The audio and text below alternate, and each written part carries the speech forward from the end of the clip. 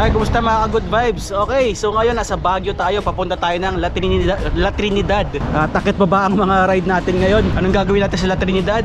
Strawberry Farm. At saka meron tayong bagong natuklasan na kainan doon, kainan at kapihan. Ang tawag is Cafe Ciclista. Ayan, so alamin natin kung ano meron doon. Bisita na rin tayo. So nangyari, bumaba ako ng Gibraltar kasi nagstay ako malapit sa Mines View. Tapos pagka rotonda ng Pacdal Road, kinuha ko yung Leonard Wood Road, tapos liko lang Teachers Camp. Tapos eto na, nandito na ako sa kalsada na to papuntang La Trinidad. Para mas masakit pabalik ah.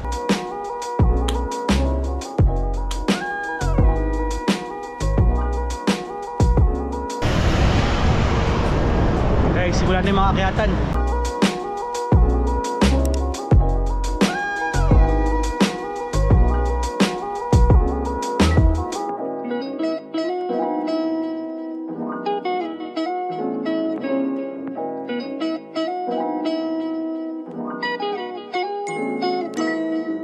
Yan, nakatikim ako ng konting ahon kanina na medyo matarik. Medyo lang. Saglit lang naman. Okay, sabi turn left daw. Sabi ng Google Maps. So turn left. Ang ganda ng panahon dito sa Baguio. Nag-ride out ako 9 AM. Ang lamig pa rin. Tapos wala yung lagkit na pakiramdam. Turn right lang daw pala. So dapat pala hindi ako kumaliwa rito. So balik. Yun nga, ang ganda ng panahon dito 9 AM. Pero pag sa ibang lugar to, kagaya ng Kamaynilaan, siguro 9 AM pawis-pawis na kagad. Yan, nag-sleeves pa naman ako. Kala ko mataas yung araw pero hindi. Maganda pa rin yung panahon. So lubos-lubosin natin.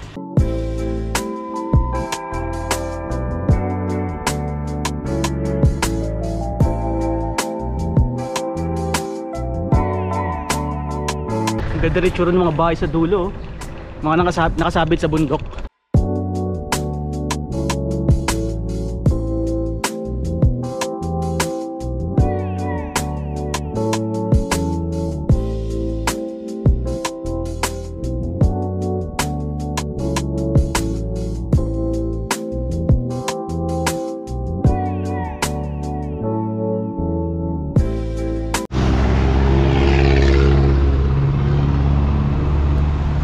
Grabe ang traffic pala rito. Ito yata yung sinasabi may ginagawang kalsada.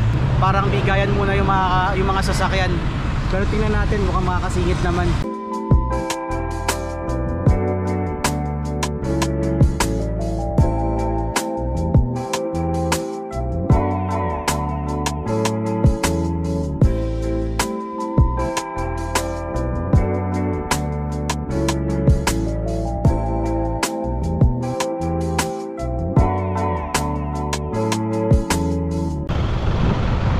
At ayun na nga, welcome to La Trinidad. Yon.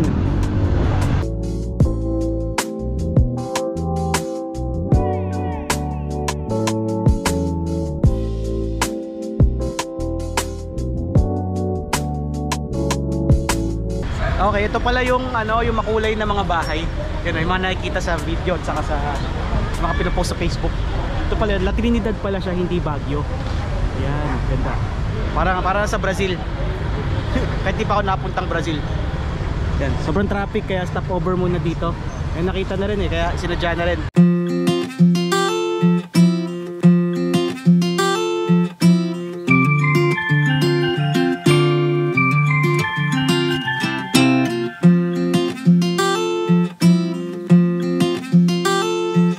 Yun nga, ito yung sikat na mga bahay na makulay dito sa La Trinidad. Nung nakikita ko to, akala ko sa Baguio. Yung pala, kailangan mong pumasok dun sa arko ng La Trinidad. Tapos ngayon medyo traffic lang kasi may ginagawa daw na kalsada. So ito yung mga view. Tapos ito lang yung main highway. Pero pag diniretso to, pa Strawberry Farm na. Ang nagpa-partition sa kanila is itong parang batis. Yan, or ilog na to. Tapos meron pala ditong tulay. So mamaya try kong pumunta rito. Okay, ito yung tinatawag na Stobosa Hillside Homes Artwork or Colors of Stobosa. Isang community artwork na dinisenyo ng mga tamawan. Bakit Stobosa ang tawag dito? Pinaghalo kasi ang pangalan ng mga sitio sa lugar na ito. So tatlo yon, Stonehill, Butiw-Tiw at saka Sadgap. Lahat nito ay nasa Barangay Balili. Isa ito sa naging proyekto ng Department of Tourism sa Cordillera at conceptualized by the Tam-awan Artist Village Group by the Chanum Foundation. Ang tema ay hinango sa favela painting sa Brazil. Around 200 na bahay ang kinulayan, covering 18,000 square meters. Ganda, stopover muna. Ang gagawin nyo lang, magre-register kayo dyan. Tapos may mga souvenir shop dito. Tapos may nagbibenta rin ng strawberry taho. So ngayon, solong-solo ko yung lugar. Konti lang yung turista kasi weekdays. Lubusin ko muna yung araw dito. Time check, ano oras na ba? 10 AM. Pero medyo makulimlim. Hindi mainit. Kaya maganda yung panahon. So ito yon. Pero pag pumunta ka rito, nandito yung access ng hanging bridge. Check natin. Ayun siya. Ayun. Nice. Ang ganda pati yung railings ng bridge, kinulayan din nila oh. Parang rainbow colors. Roy G. Biv.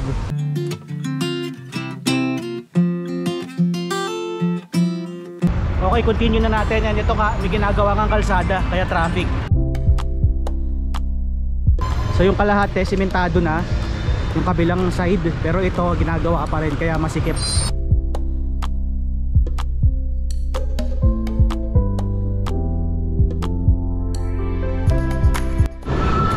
Ayun, sa wakas, nakaraos na rin. Okay na, nakaraos na ng traffic. Dire-diretso na to. Dito maganda na yung semento. Tapos pagka diniretso to, may lilikuan lang sa kaliwa. Tapos strawberry farm na. Tapos doon na rin na ako magla-lunch. Okay, so ito na yung pinaka parang bayan.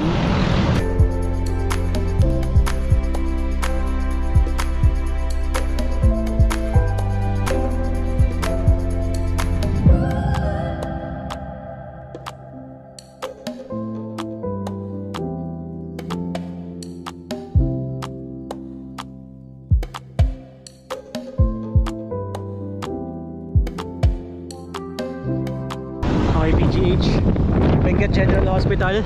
May nakita ko magandang itsura sa dulo. Ano kaya to? Ito pa yung BSU. Yan, medyo malapit na.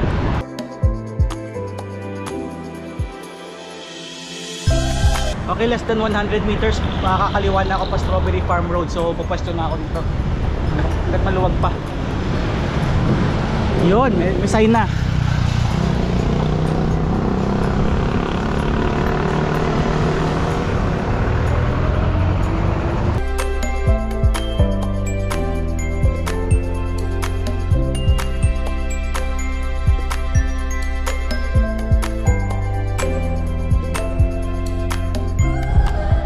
Pero bago yon, diretso muna tayo dito sa Cafe Ciclista. Hanapin ko pala dapat pero nandito na pala.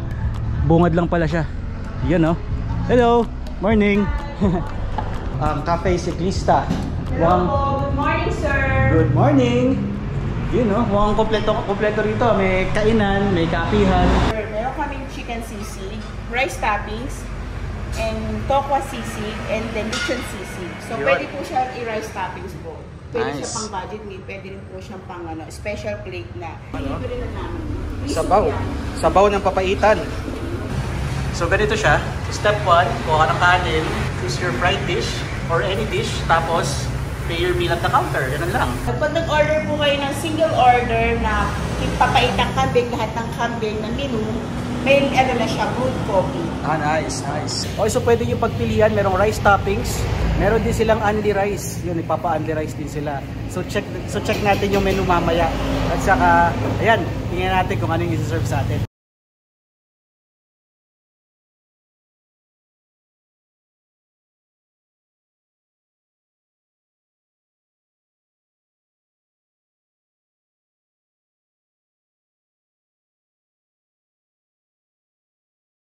So short orders, mga sizzling, etc. etc. Meron pa silang dim sum, may siopaw, may siomay. So ang dami. Pwede ka magkape after mag-ride or during your ride. Stop over muna rito. Tapos kung estudyante ka na malapit dito sa La Trinidad, dito lang malapit sa may Strawberry Farm. Yun no. Ayun no. Lalagyan ng toppings. Lalagyan ng garlic. So tokwa sisig siya. Tapos may sisig pa. Grabe nag-serve pa sila. Ito naman, tinatawag na mix-mix. Specialty daw to ng Sablan. Yan. Tapos meron silang special herb, lalo na to. Itong lechon sisig. So itong lechon sisig na to, talagang lechon kawali yung ginamit bago ginawang sisig. Oh, meron pa. And this is papaitan. Wow. Kambing. Papaitang kambing. Yes. You know? Tikman mo yung specialty ng ka-physicalista. Yan, grabe, ang dami. So, sobrang enjoy. Mukhang mamaya pa ako mapapauwi kasi kailangan tunawin hanggang mamaya. So, ito yung mga combo meals nila. So, ito naman, ang pinakauna is tokwa sisig at saka sisig lang. As in, yung basic na sisig. So, naka-group meal siya. Tapos, unlimited siya, 200 pesos. Ito naman, mix-mix yung tawag. Tapos, lechon kawali, sisig, 250 pesos. Sulit na sulit. Tingnan niyo naman yung quantity. Ayan, no? Kung ano yung actual na quantity pag isa-serve nila, yan na talaga yon. And then, meron tayong papaitan. Yan, special, papaitang kambing. At lang, special namin. Yun, at may kasama pa siyang iced tea. House blend iced tea siya. So, pag natikman mo siya, wala rin siya sa iba. So, yung papaitan naman, yung ganitong kalaki, yan, 250 pesos siya. Meron na siyang unli na coffee, single order siya. Wala pang rice, separate yung rice. And itong mga group meal na to, may kasama na siyang house blend na iced tea. Sariling timpla nila, so hindi nyo ito matitikman kahit saan, dito lang. Yan. Mas maganda daw lagyan ng kalamansi para mas timplado. Siyempre mga sisig, may mga halo yan, kailangan halu-haluin natin yung mga sangkap. Yan, para maging creamy. Unahin natin itong tokwa sisig. So may sibuyas, may siling mahaba, and mayonnaise.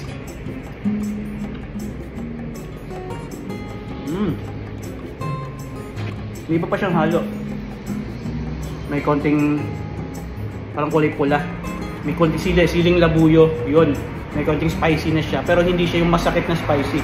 Hindi crunchy pero yung tigas ng labas nung tokwa, tsaka yung pagka-creamy ng loob. Yung pagka-creamy ng loob, kumahalo dun sa pagka-creamy ng mayonnaise. So, sarap. Ang lakas niya sa kanin. Bagay na bagay sa rice.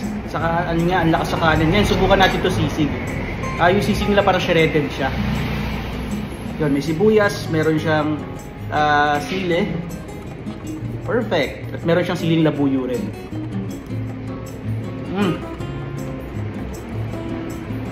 Extra rice.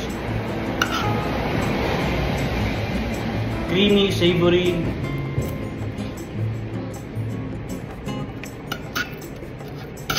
Noong una, mukha siyang dry kasi hindi pa nahalo yung mga sangkap eh.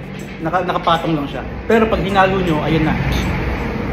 Yung tamang consistency tsaka yung tamang timpla, lalabas na. You know? Tapos meron siyang butter sa ilalim. So kailangan to hinahalo kagad. So yung nakikita nyo rito, ito yung quantity mismo pag iso-serve sa mga customers. Okay, second batch naman. Ito, subukan natin yung mix-mix. Ito ang specialty ng sablan. Ako nang gagawin dito, lagyan natin ng kalamansi para mas magkaroon siya ng timpla. Ito mas buo naman yung karne niya.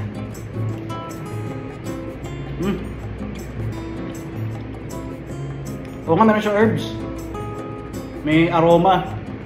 Naamoy ko at nalalasahan ko pa. Sarap. Sarap. Lasang-lasa yung pagka-native ng karne. Hindi siya matigas. Hindi na siya malambot. Saktong-sakto. Tamang-tama yung consistency ng karne. Hindi siya yung yung para magkakamasal ka sa panga, kakanguya. Hindi ganoon. Tapos ito naman yung look forward ko. Yan. Yung lechon kawali sisig. So talagang effort na effort to kasi lechon kawali siya. Tapos ginawa pang sisig. So isipin nyo, pinrito siya. Yung effort nun. Tapos tatagtarin mo. Tapos gagawin mo sisig.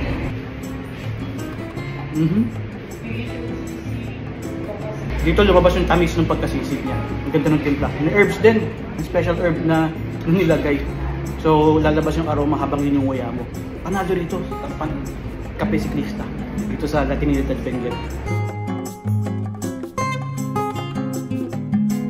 Okay, ito naman ang sisling gulay. Sa unang impression ko, parang maalat dahil sa kulay. Pero nung tinikman ko, saktong-sakto lang ang timpla at sulit na sa presyong 100 pesos. Sisling, sitaw, tapos may tokwa. Tapos meron pang Adidas dito. Yun, no? Isa may chinelas. May ano pa, may paa. Yeah, 100 pesos, unlimited coffee pa to. At ka lang 25 pesos, pwede ka magka-unli rice. Okay.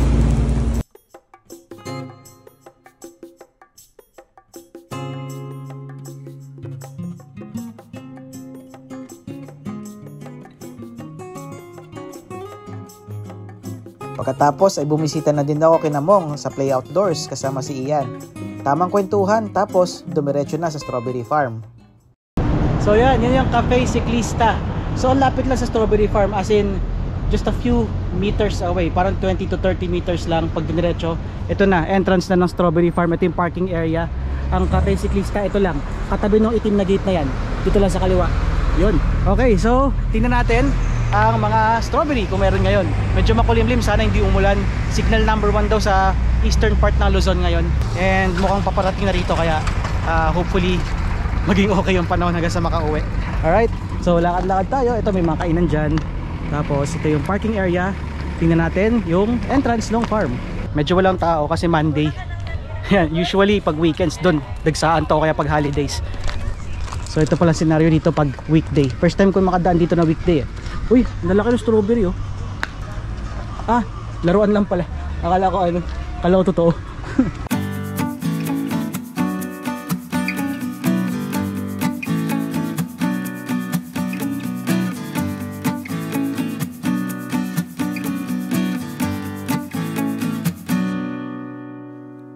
Yan, tambay muna ng konti dito sa Strawberry Farm. So ayun yung farm. Yan, nakatakip sila. Buti na lang naka-recover kagad kasi nung bumagyo, as in lubog yan. Sayang, sobrang kawawa. Pero ngayon, eto na. Mukhang nag-grow na ulit sila. So ngayon, strawberry ice cream. Actually, mix to ng strawberry at saka avocado. Strawberry avocado ice cream. So tambay muna rito, sightseeing, pahinga, tapos ride na uli mamaya.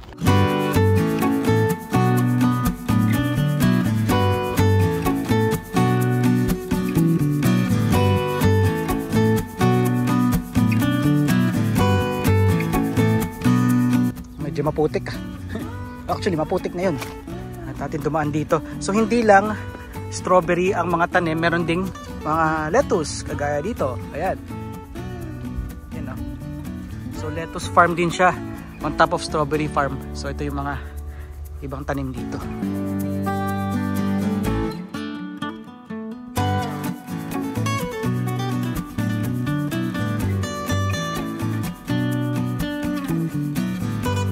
So yun, pagdating ko ng Benguet Provincial Capital, nag-U-turn na ako kasi nagbabadyang hindi magandang panahon. Ito, maambon-ambon na. So babalik na ako ng Baguio, biyahe muna. Hopefully, makapag second highest point na in the future. Tapos may nirecommend din si Namong nung pumunta ako sa Play Outdoors. Sana mapuntahan din. Okay, ride muna papuntang Baguio. Ito na.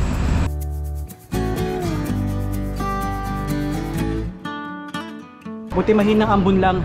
Pero di natin alam, baka lumakas mamaya. Mga 2 kilometers na lang, Baguio na.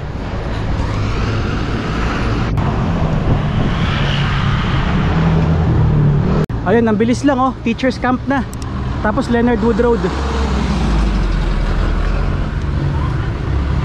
Yan, pagkadiretso ko ng Botanical Garden, papunta na ng Pactal, tapos Gibraltar. So yan ang ride ko from Baguio to La Trinidad and back. Bumisita sa Stobosa Houses, Cafe Ciclista, Play Outdoors at Strawberry Farm. Almost 10 kilometers away lang from Baguio at 4 na itinerary kagad. Kung gusto nyo ng quick visit sa mga pwedeng puntahan sa La Trinidad, pwede nyo gawing reference ang video na to. So that's it. Thank you for watching. Maraming salamat sa panonood. Please subscribe now and click the bell button para notified kayo kagad. That's it for today. Ride safe.